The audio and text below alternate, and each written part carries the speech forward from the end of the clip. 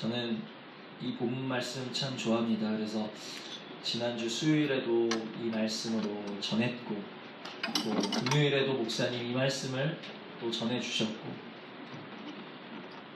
계속 한 주간에 이 말씀을 많이 묵상하면서 결국 이 말씀을 다시 한번 준비하게 되는데, 저에게 주신 그 은혜보다 갑절의 은혜와 깨달음이 여러분에게 임하실 수 있기를 주님의 이름으로 축원을 드립니다.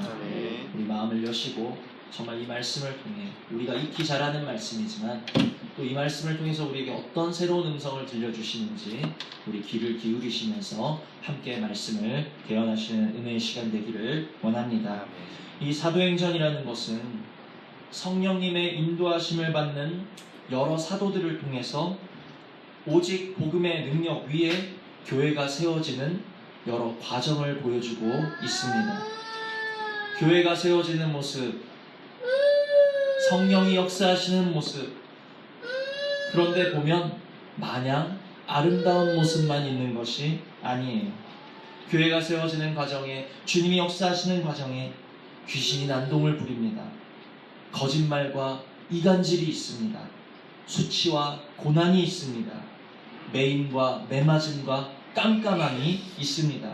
우리가 은혜롭지 못하다 이야기하는, 혹은 이건 마귀의 일이야 하는 것이 오늘의 본문 속에만 해도 가득하게 들어있다라는 거예요. 그러나 하나님은 어떤 분이십니까?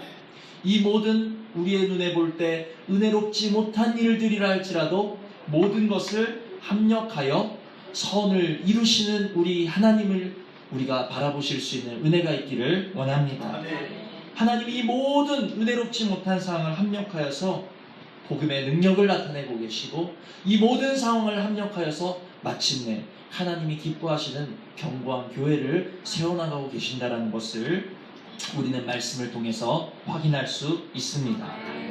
때로 이 사도행전에만 이러한 것들이 기록된 것이 아니라 이 말씀이 그대로 우리 삶에 이루어지고 있다는 것을 기억하셔야 돼요. 때로 하나님을 따라 살고자 하는, 믿음으로 살고자 하는 우리들의 삶에도 이와 같이 은혜롭지 못한 일들이 일어날 때가 있습니다.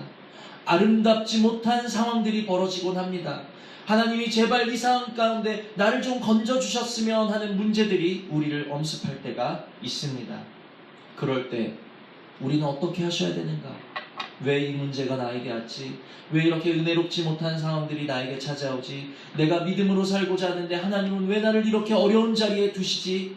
하나님을 원망하며 우리가 갈팡질팡 요동할 것이 아니라, 우리는 그러할 때에 말씀이신 예수 그리스도를 붙잡으실 수 있는 은혜가 있기를 원합니다. 아멘. 어떤 말씀입니까? 바로 모든 것을 합력하여 선을 이루시는 말씀이신 예수 그리스도를 붙드셔야 되고, 또한 세우시는 권능이 제 주인에게 있음에 저가 세움을 받으리니, 우리는 세우시는 권능의 주님을 바라보셔야 된다는 것을 기억하시기를 바랍니다. 우리가 말씀을 바라볼 때, 문제를 바라보지 아니하고 말씀을 바라보기 시작할 때 우리의 마음 가운데 무엇이 생겨나요?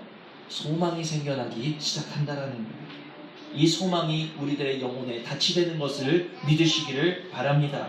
히브리서 6장 19절에 우리가 이 소망을 가지고 있는 것은 영혼의 닻 같아서, 닻을 내리면 바람의 배가 떠내려가지 않습니다. 그러나 닻을 내리지 않으면 작은 미풍에도 배가 흔들리고 강한 바람에 배가 떠내려가서 마침내 배를 찾을 수 없게 되는 거예요.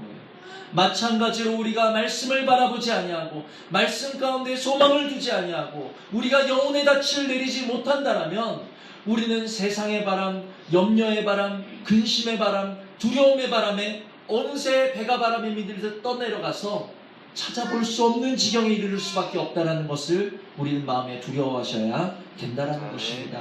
그러나 말씀을 소망하심으로 우리가 그 말씀으로 인해 영혼의 닻을 내리면 세상의 바람이 우리를 잠시 불어와도 그 바람은 지나가는 바람일 뿐이라는 거예요. 믿으시기를 바랍니다. 두려움의 바람이 우리를 잠시 불어 찾아오지만 반석 위에 지은 집은 홍수가 지나가네 무너지지 않는다라는 것을 기억하시기를 바랍니다. 주님, 오늘 말씀으로 내 심령 가운데 영혼의 닻을 내려 주시어서 주여 근심의 바람, 두려움의 바람, 염려의 바람이 우리에게 많이 불어오고 있지만 영혼의 닻으로 인해 동남풍아 불어라, 서북풍아 불어라, 너는 나를 이기지 못한다. 정말 주님의 살아계심을 우리가 소망으로 체험하고 또한 든든함으로 맛보실 수 있는 그러한 은혜가 저와 여러분에게 있으시기를 축원을 드립니다. 무엇이든지 깨끗해지고자 할 때는 그 더러운 것이 먼저 드러나는 법이에요. 무엇이든지 건강해지고자 할 때는 그 병든 것이 먼저 드러나는 것이 순리인 것을 믿으시기를 바랍니다. 하나님께서 교회를 세우고자 하실 때, 하나님께서 우리들을 당신의 거룩한 자녀로 세우고자 하실 때 가장 먼저 드러나는 것은 우리 안에 더러운 것이 드러나고 우리 안에 어두운 것이 드러나고 우리 안에 부정적인 것이 드러난다는 것을 기억하실 때, 우리 안에 더러운 것이 드러나고 우리 안에 어두운 것이 약함이 드러날 때 놀라지 마시고 방황하지 마시고, 그래 지금 주님께서 나를 당신의 깨끗한 자녀, 거룩한 자녀 만들고 계시는구나 믿으시고 말씀을 붙잡으심으로 영혼의 닻을 내리실 수 있는 은혜가 저와 여러분에게 있으시기를 바랍니다. 이 모든 과정을 통해 우리는 마침내 하나님이 기뻐하시는 정금과도 같은 믿음의 소유자로 다시 서게 될 줄 믿습니다. 사도행전은 이런 과정들을 보여주고 있다라는 거예요. 때로 문제의 바람, 환난의 바람, 연단의 바람이 불지만 믿음의 굳게 영혼의 닻을 내린 그 성도, 그 사도들을 통해서 교회는 어떻게 됩니까? 든든히 세워진다라는 것입니다. 우리들의 삶이 이와 같다라는 것을 기억하시기를 바랍니다. 본문에서 바울은 귀신으로 고통받는 한 영혼을 예수 그리스도의 이름으로 자유하게 하고 구해 주었습니다. 얼마나 복된 일이에요. 그러나 한 영혼의 자유와 한 영혼의 치유와 한 영혼의 구원보다는 육신의 돈벌이가 더욱더 중요했던 귀신 들렸던 종의 주인들로 인해서 바울과 실라는 어떻게 됩니까? 고발당하게 돼요. 거짓된 내용으로 고발당하게 되고, 그들은 군중 앞에서 옷이 벗겨지는 수모를 당하게 되고, 매를 맞는 고통을 처하게 되고, 깊은 지하 감옥 가운데 갇히는 낙심의 자리에 들어가게 된다라는 것입니다. 그냥 성경 말씀이니까 바울이 그랬나 보다, 실라가 그랬나 보다, 그것이 아니에요. 여러분, 내가 만약에 여행 중인데, 내가 정말 모르는 지역에 처음 가서 여행 중인데 그곳 토착민들이 나를 붙잡아가지고 옷 벗기고 때리고 가뒀다라고 한번 생각해 보세요. 그거는 공포예요. 공포. 그거는 죽음의 공포라는 것입니다. 그 상황 가운데 우리들이 할 수 있는 것이 무엇이겠습니까? 우리는 두려움에 떨면서 아마 살려주세요, 잘못했어요, 아마 애걸복걸 할 거예요. 혹은 이럴 수도 있죠.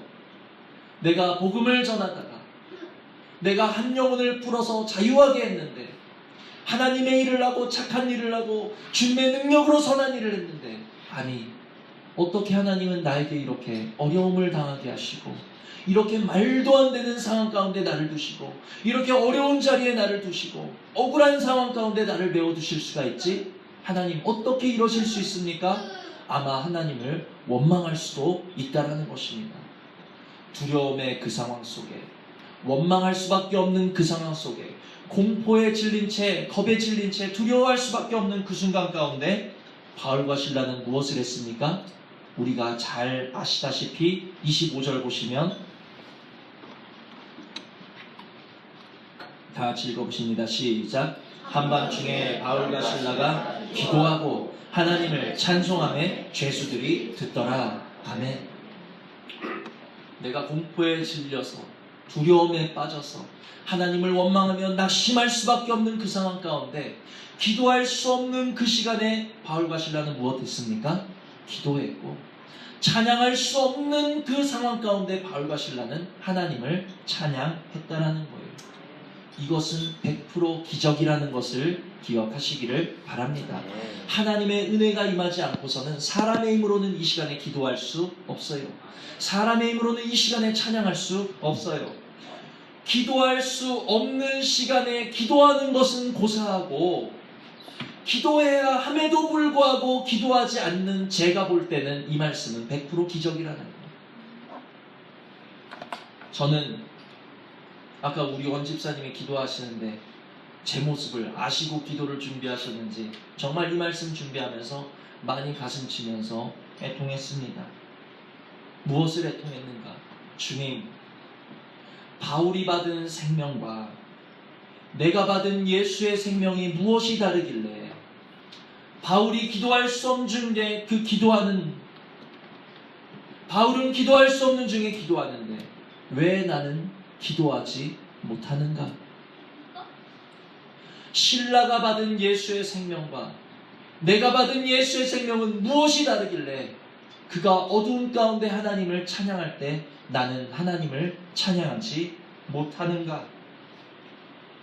나는 왜 예수의 생명을 받았다고 하면서, 나는 예수의 사람이라고 하면서, 나는 구원 받았다라고 하면서 왜 나는 용서할 줄 모르고, 왜 나는 사랑할 줄 모르고, 왜 나는 섬길 줄 모르고, 이해할 줄 모르고, 먼저 손 내밀 줄 모르고, 이렇게 작은 것에 마음 다치고, 작은 것에 마음이 토라지고, 작은 것에 원망하는가? 내 안에 예수의 생명이 있기는 한가? 저는 정말 애통했습니다. 우리는 세상 것이 없을 때 애통합니다. 문제가 내게 닥쳤을 때 애통합니다. 내 뜻대로 일이 풀리지 않을 때 애통합니다. 그러나 이제 우리의 애통이 바뀌실 수 있는 은혜가 있기를 원합니다. 아멘. 말씀의 은혜가 임하지 않을 때 애통하실 수 있기를 원하고, 아멘. 말씀이 내 삶의 능력으로 역사하지 않을 때 애통하실 수 있는 저 여러분 되시기를 원합니다. 아멘. 그렇게 우리가 애통할 때, 하늘을 바라보면서 애통할 때, 주님 닮지 못함을 보면서 애통할 때, 애통하는 자는 복이 있나니 저희가 위로를 얻을 것입니다. 주님의 위로가 비로소 우리에게 임하는 것을 믿으시기를 바랍니다. 그러면서 정말 저는 이 말씀 안에서 전할 것이 3가지 기적밖에 없는 줄 알았어요. 그런데 하나님이 눈을 열어서 말씀을 보여주시는데 20절, 21절을 보십니다.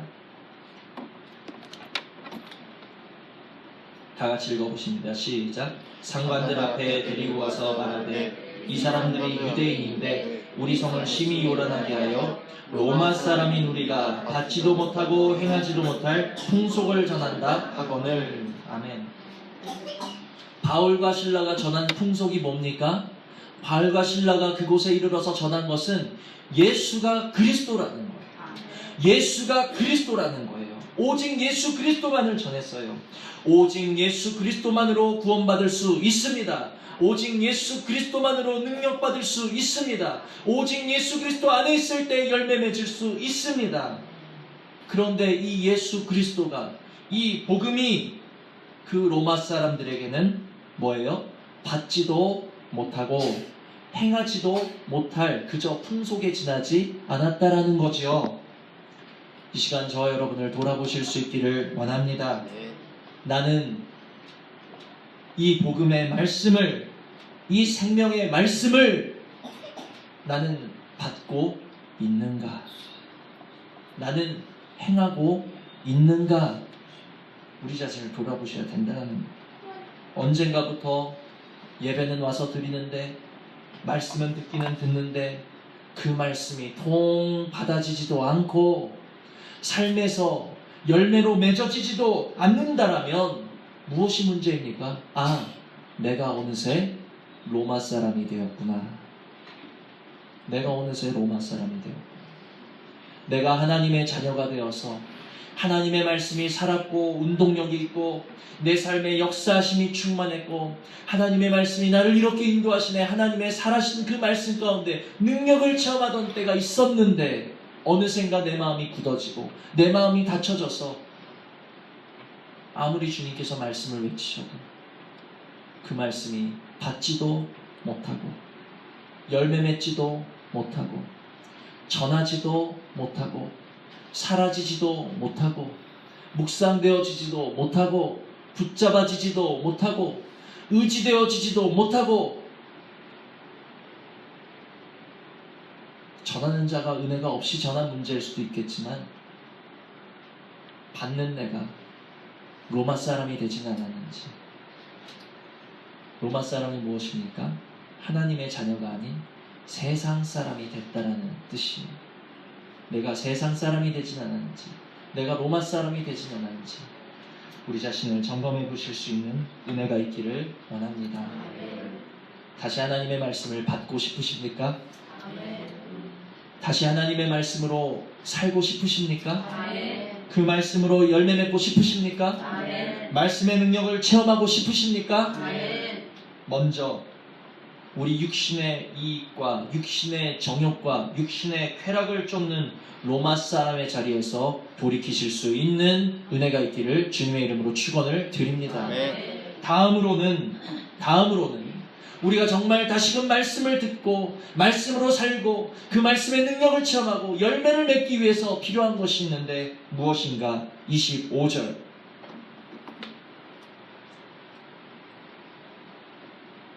읽어보십니다. 시작. 바울과 실라가 기도하고 하나님을 찬송하며 죄수들이 듣더라. 아멘.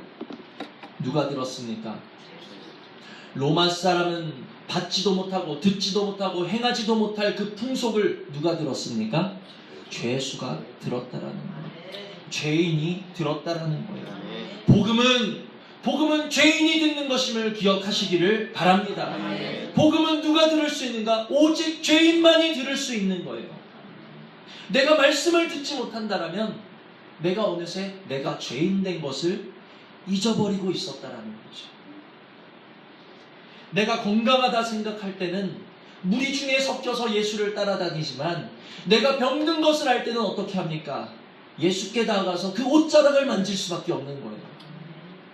내가 깨끗하다, 내가 건강하다 생각하면 우리 이 말씀을 받을 수가 없어요. 그러나 내가 죄인 되었구나. 내가 병들었구나. 나의 힘으로 할 수 있는 것이 없구나. 내가 너무나도 가난하구나 하는 것을 우리가 깨닫는다면 우리는 비로소 말씀 가운데 무릎 꿇고 예수께 손을 대며 말씀을 듣는 자리에 우리가 있게 될 줄 믿습니다. 아멘. 주여, 그러므로 다시 나에게 말씀을 허락하셔서 가장 먼저 내가 하나님 앞에 죄인 된 것을 깨닫게 하여 주시옵소서.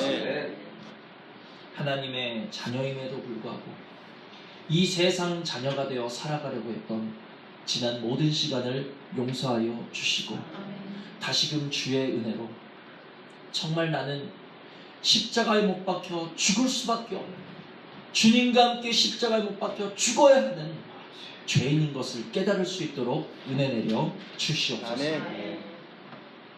내 삶에 다시금 내가 죄인이구나 하는 것을 깨닫는 은혜가 임하여서 바울의 자랑같이 매일매일 십자가에 나를 못 박는 은혜의 역사가 있기를 주님의 이름으로 축원을 드립니다. 아멘. 죄인인 것을 깨달아서 나는 이제 정말 주님의 용서의 말씀 없이는 살 수가 없어. 내가 죄인이기 때문에 나를 위로하시는 주님의 음성 없이는 나는 살 수가 없어. 나는 죄인이기 때문에 나를 오늘도 덮으시는 주님의 그 용서와 긍휼과 사랑 없이는 나는 살 수 없어 고백하는 죄인 되실 수 있는, 죄인됨을 깨닫는 은혜가 있기를 주님의 이름으로 축원을 드립니다. 그러자 무슨 역사가 일어났습니까? 내가 죄인 되어서, 내가 죄인 된 것을 깨달아서 죄짓고 죄인 되라는 말이 아니라 우리는 그 자체로 죄인이라는 것을 깨달으시는 말씀이에요.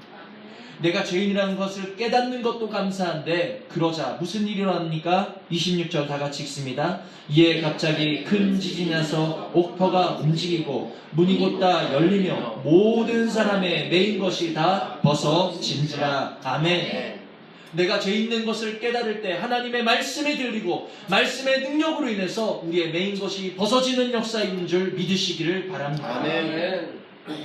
세상 영과 악한 귀신의 역사를 구분하지 못하고 살아가는 로마 사람 된 자리에서 사시겠습니까? 아니면 매인 것이 다 벗어지는 은혜의 자리에서 살기를 원하십니까? 우리 이제 선택하셔야 돼요. 보라, 내 앞에 사망과 생명과 복과 저주를 두었나니 너는 선택하라라고 주님이 말씀하셨습니다. 우리는 선택하셔야 돼요. 내가 계속 로마 사람의 자리에서 살아갈지, 아니면 내가 죄인임을 깨달아 하나님의 은혜 없이는, 말씀 없이는 살아갈 수 없는 자리에 내가 있을지, 우리는 이 시간에 우리의 마음으로 결단하시고 선택하실 수 있는 은혜가 있기를 원합니다. 죄인됨을 알 때, 복음의 말씀, 예수 그리스도의 말씀을 들을 때 우리를 얽매고 우리를 근심케 하고 우리에게 사망을 주는 모든 죄와 마귀의 세력은 남김없이 벗어지는 역사 있을 줄 믿습니다. 아멘. 벗어진다라는 거예요. 아멘. 다시 말씀이 들리니까, 전에는 받지도 못하고 행하지도 못할 풍속이었는데, 그냥 한 귀로 듣고 한 귀로 흘리는 말씀이었는데, 다시 말씀이 살아서 운동력 있게 내 안에 들어와서 내 삶의 역사하니까 그 말씀이 다시 소망이 되어지고, 그래, 하나님 이 모든 상황 가운데 합력하여 선을 이루시지, 마침내 세우시지 믿어지니까 잠언 3장 6절, 너는 범사의 글을 인정하라, 그리하면 내 길을 지도하시리라. 아멘. 하나님을 인정하게 되니, 하나님의 주권을 인정하게 되니 하나님께서 우리를 의의 길로, 선함의 길로, 합력하여 선을 이루시는 길로 지도해 주신다라는 아멘. 것입니다. 그러므로 로마 사람의 자리 아닌 죄인임을 아는 자리에 내가 있을 수 있도록 말씀의 빛으로 이 시간 나를 비춰주시옵소서. 말씀이 밝히 들려짐으로 죄와 사망에 매인 것이 풀어지게 하여 주시옵소서. 우리의 기도 되실 수 있는 은혜 있기를 원합니다. 아멘. 이제 말씀을 맺습니다. 바울은 분명히 성령의 인도하심을 받았음에도 불구하고 아름답지 못한 상황, 공경, 문제, 두려움, 낙심의 상황 가운데 처하게 되었습니다. 사람들이 볼 때는 바울의 그 자리가 그 깊은 지하 감옥이 넘어진 자리예요. 쓰러진 자리예요. 그러나 그 일을 통해서 어떤 일이 일어났습니까?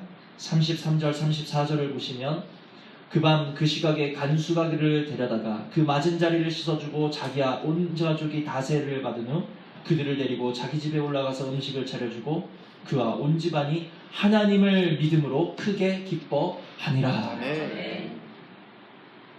바울이 넘어진 그 자리에 복음의 씨앗이 심긴 거예요. 바울이 쓰러진 그 자리에 생명의 역사가 심긴 거예요. 믿으시기를 바랍니다. 때로 하나님을 믿고 하나님의 손을 잡고 나아가는 우리들이 넘어질 때 있어요. 이상하게 생각하지 마시고, 내가 넘어진 그 자리가 씨앗이 심기는 자리로구나. 내가 쓰러진 그 자리가 주님이 역사하실 자리로구나. 내가 넘어진 그 자리가 교회를 세우시는 자리로구나. 믿으시기를 바랍니다. 그래서 이들과 이 두아디라의 자주장사 루디아의 가정이 합력하여서 무엇을 되었습니까? 빌립보 교회를 세우게 된 거예요. 바울이 매맞았던 그곳이 빌립보 교회가 됐다는 것을 기억하시기를 바랍니다. 되게 웃긴 거는요, 이 빌립보는 여기 12절 보니까 거기서 빌립보에 있는 마게도나 지방의 첫 성이요 또 로마의 식민지라. 로마의 식민지였어요. 그러니까 로마 본토도 아니고 로마가 전쟁에서 그냥 빼앗아온 식민지에 불과했습니다. 그런데 그곳의 여종의 주인이 자기를 보고 뭐라고 하고 있어요? 로마 사람인 우리가, 식민지 지배를 받고 있는, 그냥 식민 통치당하고 있는 사람에 불과한 그가 로마 사람인 우리가, 그것이 무엇입니까? 세상의 종로를 타면서도 그것을 자랑하고 기뻐하는 오늘의 세상의 모습을 보여주고 있다는 거예요. 그러나 바울은 또 뭐라고 하고 있습니까? 바울은 나면서부터 로마 사람이었어요. 그러나 그는 로마 사람으로 드러나는 것보다 하나님의 사람, 예수 그리스도의 사람으로 드러나기를 기뻐했다는 사실을 기억하시기를 바랍니다. 오늘 저와 여러분은 로마 사람으로 남고 싶으신가? 아니면 하나님의 사람, 내가 죄인됨을 깨달아 말씀 없이는 살아갈 수 없는 하나님의 자녀로 남고 싶으신가? 이 시간에 주님의 은혜를 구하시고 선택하실 수 있는 저와 여러분 되시는 은혜가 있기를 주님의 이름으로 축원을 드립니다. 들으신 말씀 생각하시면서 잠시 기도하시겠습니다.